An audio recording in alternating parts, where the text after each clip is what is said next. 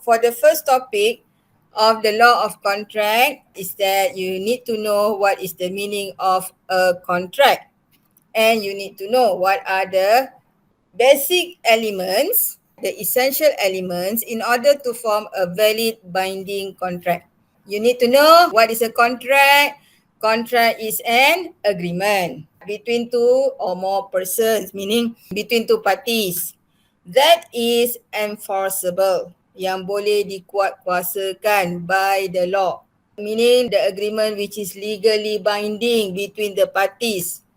Meaning the agreement is something which is valid, sah under the law. Legally binding, okay? Valid under the law, enforceable under the law. So apa yang dikatakan enforceable? Right, so you tengok kat sini, meaning the agreement tu valid.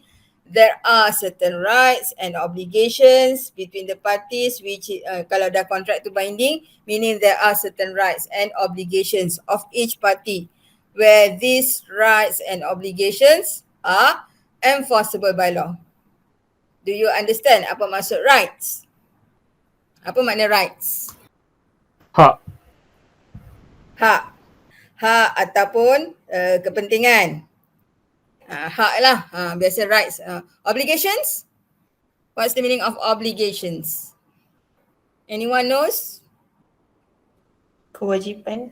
Kewajipan, yes, correct. Kewajipan, yes, kewajipan ataupun tanggungjawab, right, under the contract. Okay, so when the two parties make agreement, they have certain rights and obligations which are enforceable. Inilah contohnya.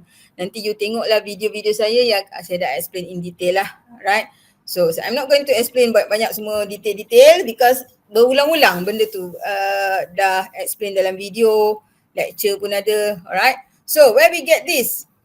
Yang dikatakan agreement enforceable by law because of section 2H of the Contracts Act. According to this section, they define apa dia contract. What is a contract? Contract is agreement which is enforceable by law. So this is the source. Inilah sumbernya. The source of law where which provide the provision, peruntukan. Provision ni makna peruntukan to prove that why we say that contract is an agreement because of this section.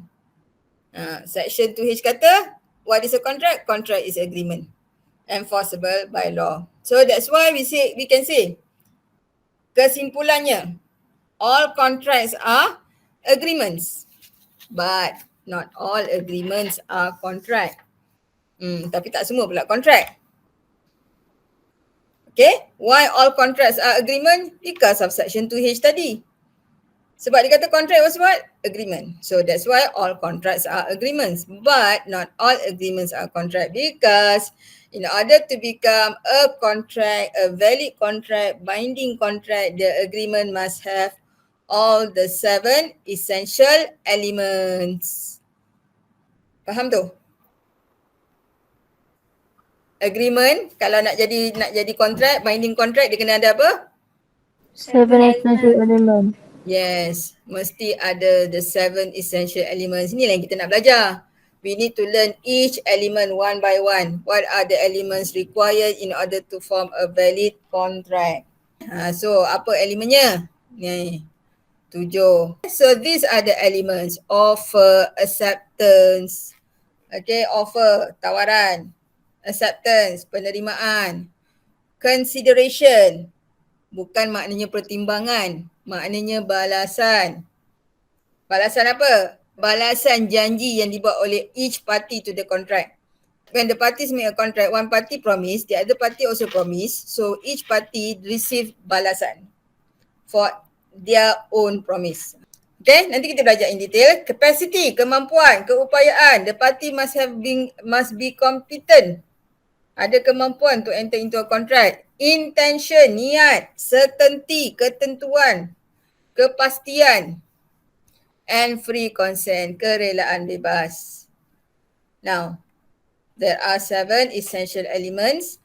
When you look at the elements here, biasa bila orang tanya, okay, ada kontrak ke tak? Biasanya kita dengar apa? Orang kata, tak ada kontrak. Kenapa? Tak ada black and white. Tak ada hitam putih. Tak ada perjanjian, tak ada bila kata tak ada perjanjian sebab apa? Tak ada sign-sign, tak ada dokumen. Sekarang ni awak rasa betul ke tidak tu statement tu? Salah. Salah lah kan?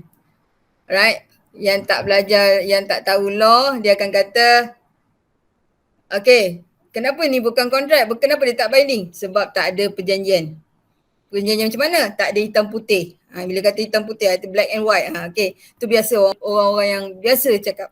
Right? Tapi now you have learned that, okay, in order to make an agreement become a contract, mesti ada 7 ni. Tak ada pun kata mesti in writing. So kenapa nak black and white pula? Kalau dia kata tak ada pun dia kata. Tu ada you kena fahamkan. So if all the element exist, then the agreement is a contract.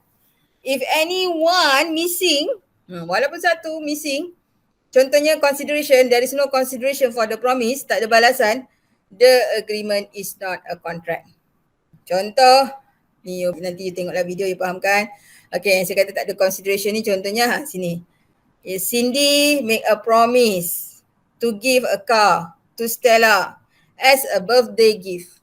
So, is there any consideration for Cindy's promise here from Stella?